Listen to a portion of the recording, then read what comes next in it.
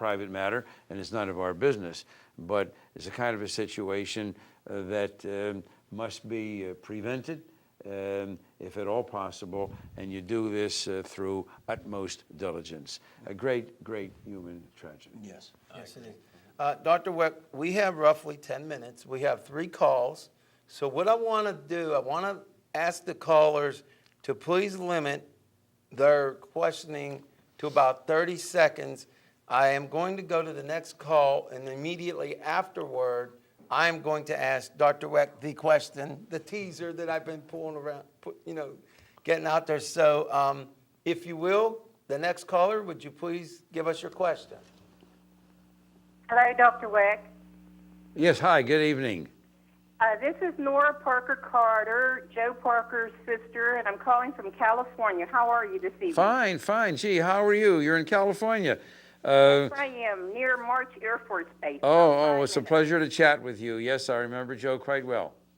Well, you know what? We were always so very thankful that you were in our lives here in Pittsburgh, and I just want to let you know that Catherine Baker Knoll, our former Lieutenant Governor, said that the most special thing about you, Dr. Wecht, is you never said, "I'm smart."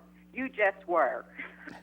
I love and that. Well, she loves you. Well, that's sweet of you, and I thought very highly of her personally and in every respect, and I went with great sadness to her funeral here in Pittsburgh. A marvelous woman who achieved a great deal, and a fine family that has contributed much to our community. Thank you so much for your call and your good wishes, and best wishes for the new year to you, ma'am. Nora, I will actually be calling you later tonight or tomorrow. The weather, however, out here is terrible. So hurry up and make me become a millionaire so that I can move out of this cold state. It is freezing rain, ice, and actually, I want to take the quick second here to thank both you, Linnell, George James over there in the audience, Annette, and Nancy for all of us being here. Audience, we are filming this live January the 6th, 2009, and the weather in Pittsburgh, for those of you watching online, is, in a word, terrible. So the fact that not only did the doctor grace us with his presence, which is wonderful, but he did it on a lousy day.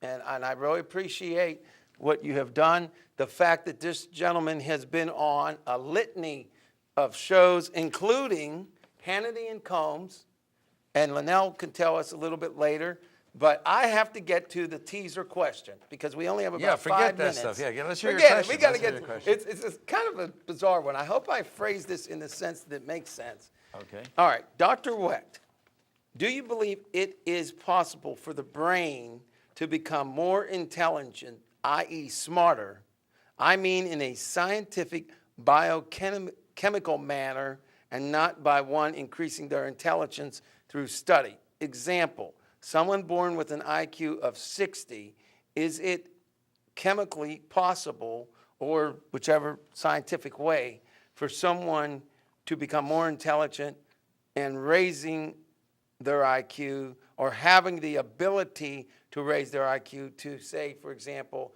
133? That's a fascinating question. Thank you. I don't have the answer. Let me make this observation.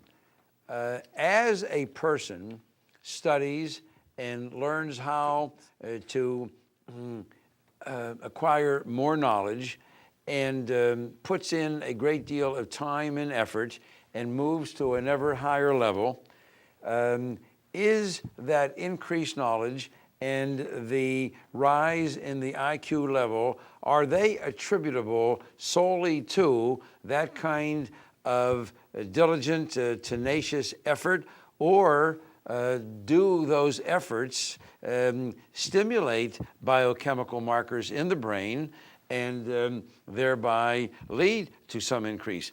I think it's a fascinating question. One of my sons is a neurosurgeon, and I'm going to ask him that this evening. I would like to know. He's so also you can email me the very, answer. very brilliant guy, Well, the other thing, and has a master's in anthropology too. And I'm going to ask him whether he thinks, there's and there's a lot we don't know about the human body. Right. And a lot of diseases we don't know about, the autoimmune diseases and so on. Right. The organ that we know the Dementia. least about really is the brain. Right. Remember, we know a lot, but there's so much that we don't know.